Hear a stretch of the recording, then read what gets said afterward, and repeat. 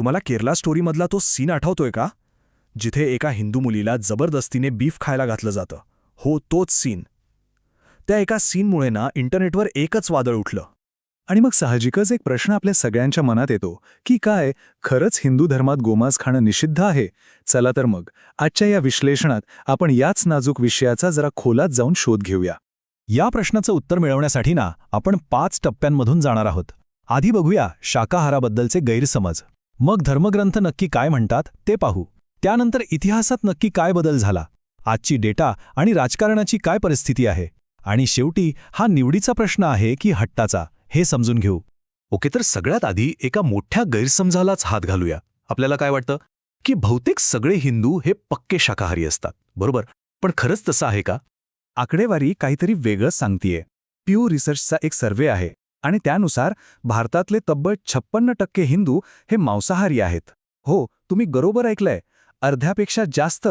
म्हणजे बघा, आपला जो समज होता तो इथेच पूर्णपणे खोटा ठरतो. आणि थांबा, अजून एक धक्कादायक आकडा आहे. ज्या ब्राह्मण समाजाला आपण कट्टर शाकाहारी समजतो ना, त्यांच्यापैकी सुद्धा जवळजवळ 45% लोक मांसाहार करतात. म्हणजे विचार करा, सत्य आपल्या कल्पनांपेक्षा कितीतरी वेगळं आहे. बरं, मग जर आजची परिस्थिती अशी आहे, तर मग मुळात म्हणजे आपल्या प्राचीन धर्मग्रंथांमध्ये याबद्दल काय लिहिलंय? चला आता या विश्लेषणाच्या मूळ गाभ्याकडे वळूया आणि बघूया की ग्रंथ काय सांगतात. आणि इथेच खरी गंमत आहे. आपले धर्मग्रंथ सरळसोट उत्तर देत नाहीत. हे बघा, महाभारतातलं एक उदाहरण घेऊ. भीष्म पितामह एकाच चर्चेत 2 पूर्णपणे वेगळ्या गोष्टी सांगतात. एकीकडे ते म्हणतात की जो आयुष्यभर मांस खाणार नाही त्याला स्वर्गात जागा मिळेल, आणि त्याच श्वासात दुसरीकडे म्हणतात की धार्मिक विधींसाठी मंत्रांनी पवित्र केलेलं मांस खाणं शुद्ध आहे. म्हणजे बघा किती गुंतागुंतीचं आहे हे. आणि ही गोष्ट फक्त महाभारतापुरती नाहीये. व्यास संहिता तर स्पष्टपणे सांगते की धार्मिक विधी करताना ब्राह्मणाने मांस खाल्लंच पाहिजे. इतकंच काय, मनुस्मृतीमध्ये सुद्धा मंत्रांनी पवित्र केलेल्या मांसाला परवानगी आहे, आणि चरक संहितेत तर अनेक आजारांवर उपाय म्हणून मांसाहाराची शिफारस केलीये. आता हे तर बघा, खुद्द स्वामी विवेकानंदांनी हा संदर्भ दिलाय. वाल्मिकी रामायणात सीतामाता गंगा नदीला नवस बोलताना काय म्हणतात की हे गंगे, मी तुला हजारो मडकी दारू आणि मांसाने शिजवलेला भात अर्पण करीन.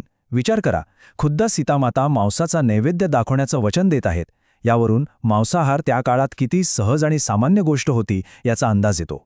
महाभारतातला अजून एक किस्सा आहे. वन पर्वात पांडव तब्बल 1 वर्ष 8 महिने हरणाचं मांस खात होते. इतकं की असं म्हणतात की त्या जंगलातली हरणं जवळजवळ संपत आली होती. म्हणजे हे स्पष्ट आहे की मांसाहार त्यांच्या दैनंदिन जीवनाचा एक अविभाज्य भाग होता. पण आता जो संदर्भ मी सांगणार आहे तो कदाचित सगळ्यात जास्त धक्कादायक आहे. बृहदारण्यक उपनिषद. हो, उपनिषदात असं म्हटलंय की ज्याला विद्वान मुलगा हवा असेल त्याने आणि त्याच्या पत्नीने एका बलवान बैलाच्या मांसासोबत शिजवलेला भात खावा. हो, बैलाचं मांस. यावरून एक गोष्ट तर सूर्यप्रकाश इतकी स्वच्छ होते की प्राचीन काळात गोमांस निषिद्ध अजिबात मानले जात नव्हतं. मग साहजिकच प्रश्न पडतो की जर धर्मग्रंथांमध्ये असं लिहिलंय आणि पूर्वी मांसाहार इतका सामान्य होता, तर मग आज शाकाहाराला इतकं महत्त्व का दिलं जातं? काही लोकांमध्ये तो प्रतिष्ठेचा विषय कसा बनला? याचं उत्तर एका मोठ्या ऐतिहासिक बदलामध्ये दडलेलं आहे. झालं असं की साधारणपणे इसवी सन पूर्व 5व्या शतकात जैन आणि बौद्ध धर्माचा उदय झाला. त्यांनी अहिंसा या तत्वावर खूप जोर दिला. मग काय, त्यांच्या वाढत्या प्रभावामुळे समाजात एक नैतिक श्रेष्ठत्व मिळवण्यासाठी खास करून उच्च जातींनी जसे की ब्राह्मण आणि व्यापाऱ्यांनी हळूहळू शाकाहार स्वीकारायला सुरुवात केली. आणि मग खाणं हे फक्त पोट भरण्याचं साधन राहिलं नाही, तर ते एक स्टेटस सिम्बॉल बनलं. जे शाकाहारी होते ते शुद्ध आणि इतरांना अशुद्ध मानलं जाऊ लागलं. चला आता इतिहासातून थेट आजच्या काळात उडी मारूया आणि बघूया की ही जी खाण्यापिण्यावरून झालेली विभागणी आहे ती आजच्या आपल्या समाजात आणि हो, राजकारणात कशी दिसून येते. याबद्दल डॉक्टर बाबासाहेब आंबेडकरांनी एक खूप मार्मिक निरीक्षण नोंदवलंय. ते म्हणाले होते की अन्न निर्बंधांनी 2 रेषा ओढल्या, पण जी दुसरी रेषा आहे ना, म्हणजे जे बीफ खातात आणि जे खात नाहीत यांच्यातली, त्याच रेषेने अस्पृश्यांना इतरांपासून वेगळं केलं. आणि आजचे आकडे बघितले ना, तर डॉक्टर आंबेडकरांचं म्हणणं किती खरं होतं हे बरोबर कळतं. जनरल कॅटेगरीमध्ये जिथे 47% लोक मांसाहारी आहेत, तिथेच SC, ST आणि OBC समुदायामध्ये हेच प्रमाण 60% जातं. फरक स्पष्ट दिसतोय. पण गोमांसाची आकडेवारी तर याहूनही बोलकी आहे. NSSOच्या सर्व्हेनुसार भारतात जे हिंदू बीफ खातात त्यातले तब्बल 70% लोक हे SC किंवा ST समाजातले आहेत.